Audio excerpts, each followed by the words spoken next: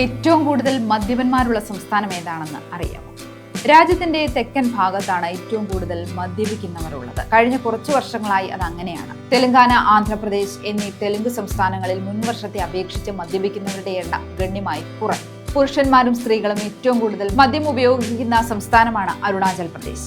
മദ്യം അവരുടെ ഗോത്ര സംസ്കാരത്തിന്റെ പ്രധാന ഭാഗം കൂടിയാണ്. കൂടാതെ ആചാരങ്ങൾ, ആഘോഷങ്ങൾ, സാമൂഹിക പരിപാടികൾ എന്നിവയിൽ പതിവായി കുടിക്കുന്ന അപോങ് അഥവാ റൈസ് ബിയർ, ഒബോ, മധുവ തുടങ്ങിയ പരമ്പരാഗത പാനീയങ്ങൾ നാട്ടുകാർക്കിടയിൽ വളരെ ജനപ്രിയമാണ്.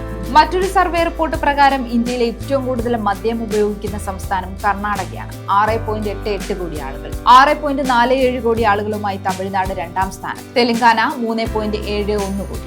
ആന്ധ്രാപ്രദേശ് 3.55 കോടി. മഹാരാഷ്ട്ര 2.71 കോടി എന്നിവ ആദ്യ 5 സംസ്ഥാനങ്ങളിൽ പെടുന്നു. ഉത്തർപ്രദേശ്, കേരളം, പശ്ചിമ ബംഗാൾ, രാജസ്ഥാൻ, ഡൽഹി എന്നിവയും ആദ്യ 10-ൽ ഇടം പിടിച്ചിട്ടുണ്ട്.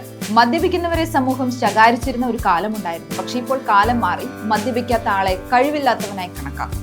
മദ്യം ഇപ്പോൾ ഒരു ഫാഷൻ ഐക്കണായി കൂടി മാറിയിരിക്കുന്നു.